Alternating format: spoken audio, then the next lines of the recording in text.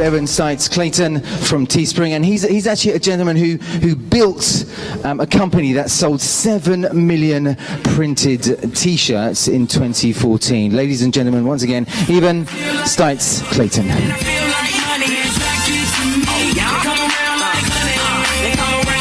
Hello? Hey everybody, what's up? How's it going? Glad to be here. Thank you guys for hanging out for so long in this beautiful auditorium. All right, so I'm going to get my presentation started. I started a company called Teespring. Yeah, it's cool. But I really love triangles. Wait 1 second, this thing. There we go. So I'm really excited today because there's a screen that I can actually walk up to, and I wanted to gesture at the triangle. I think that entrepreneurship boils down to basically this triangle, special kind of triangle that you guys might remember from geometry class, a right triangle. So I view the world as being built in basically a grid-like structure, and I see startups, entrepreneurship, and hacking as being ways to find this line, the hypotenuse. It's like where everyone's basically walking on leg A and leg B to get to a point. A hack or a startup are based on a new technology that allows you to go straight from here to there. And a lot of times what drives entrepreneurs is as soon as you realize that there is this other path, it becomes impossible to stop thinking about it. You look out at the world and you see everyone walking along A and then walking along B to get to that other spot, and you're like, no, guys, you can do this better. That's what I think should be at the core of entrepreneurship. And if you have a startup, that's like kind of the driving thing that keeps you going. It's knowing that you can shorten the path. So I'm going to go back to what Andrea talked about earlier, actually, which was building painkillers rather than vitamins. Whoops.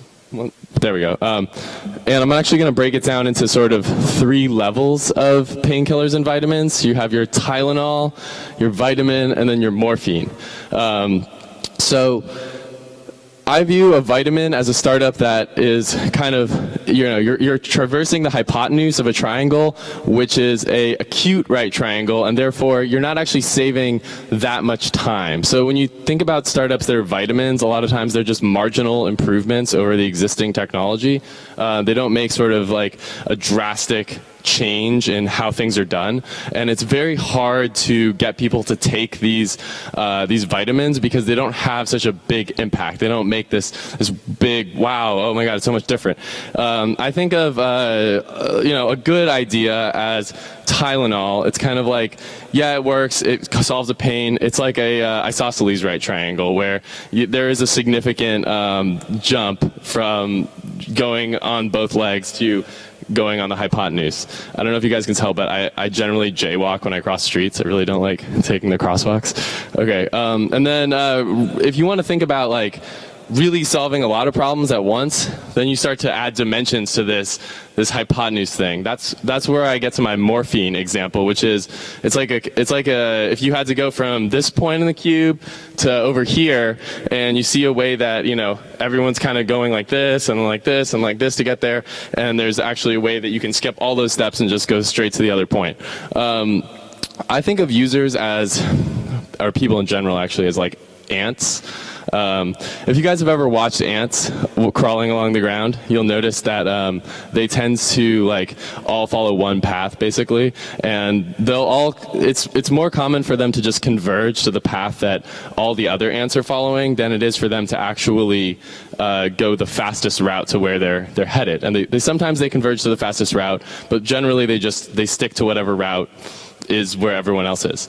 I think that it's our mission as hackers, as entrepreneurs, to be that one ant that actually starts walking away in a different direction and hopefully finds actually a faster route to be that first ant to establish a new path to the location. So that's my general philosophy. I'm going to tell you guys now a little bit about how I started my company, where it all kind of came from and where we've gone.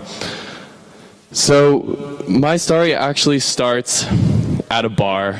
It was a very crazy, drunken bar that we used to all go to when I was in college.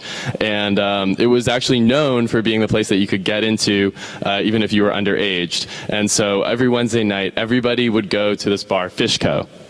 One day, I think they forgot to pay off the police because the bar actually got shut down after being in business for 10 years. And for my co-founder and I, this was a really sad moment. And we went on Facebook and we saw that there were all these other people who were having this similar tragic reaction to our favorite dive bar getting shut down. They're like, where are we going to go on Wednesdays? And everyone was posting on Facebook about this. So what we decided to do was we were like, okay, these people look pretty sad. Maybe we can make some money off of them. So we decided to sell them t-shirts.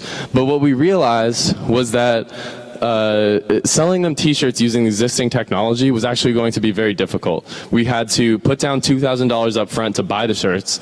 We weren't going to know what sizes people were going to buy, and it was going to take 2 weeks before the shirts were even in our hands to start selling them. So we thought, why sell a shirt? Why can't we just Photoshop an image of the shirt and put that up there and just get people to buy that before it actually exists, and then we'll know exactly what sizes people want and we can produce it afterwards. So that one shirt made us more money than we had made in our entire previous startup that we were working on. So it was this big sign. This was our big jump from a vitamin to a painkiller. We saw that morphine effect where, you know, the product hit the market and it was just like, wow, this is such a step, this is such a big change. So anyway, yes, Teespring. It went really well. We started creating a tool that let people create their own t-shirt campaigns, and we went into Y Combinator in 2013. We started growing a lot. We've gotten to the point where now I think we did 7 million shirts last year. We have 4 offices. We're global. We have a London, Providence, Kentucky. So the company's grown a ton. We've raised $55 million.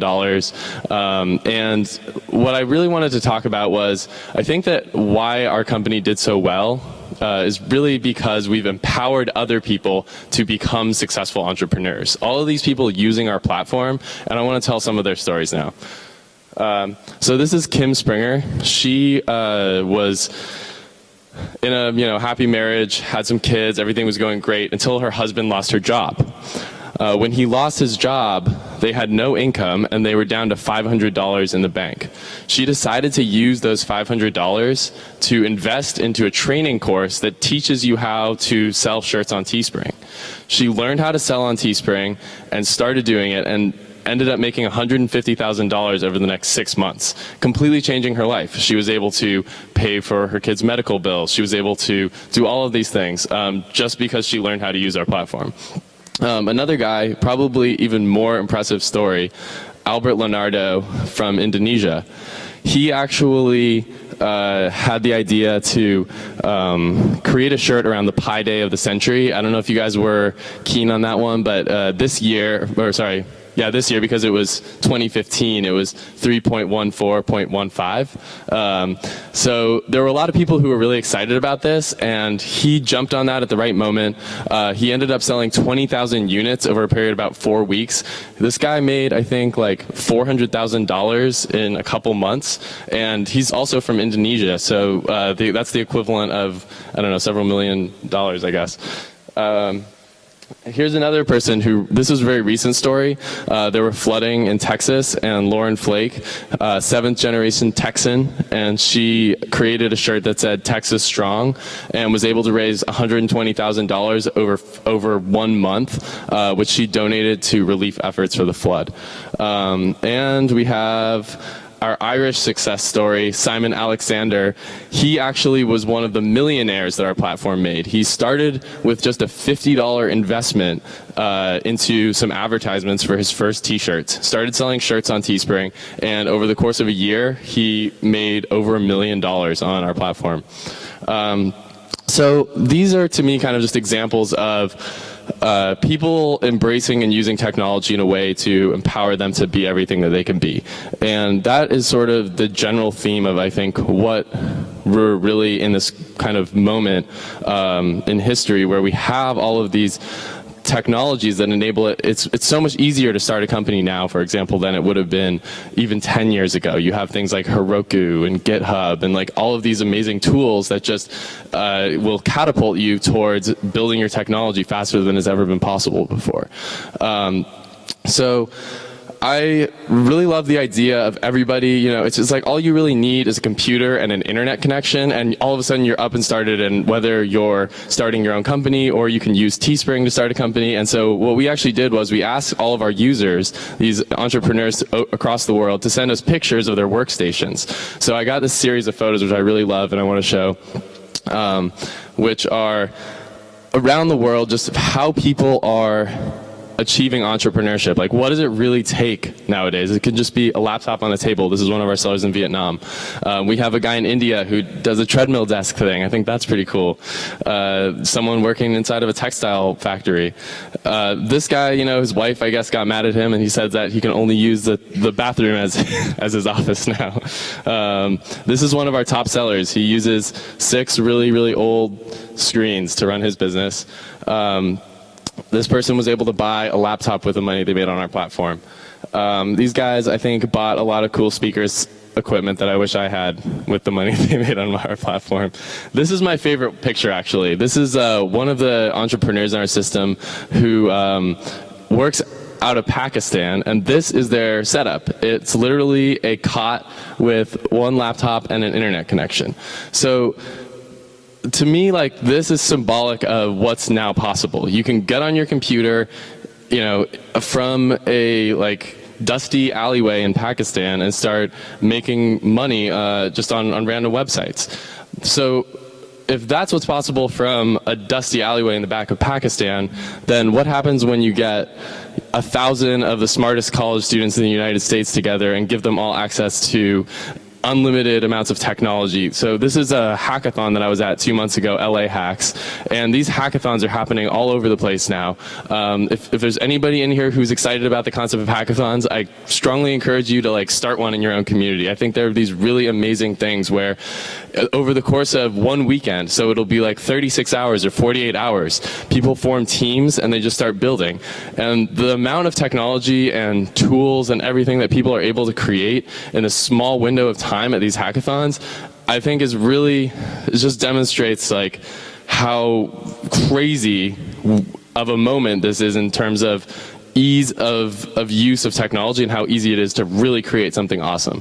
The coolest hack that I saw at this hackathon was an Xbox Kinect, but when you move in front of it, there's a robot that like does exactly the same moves as you.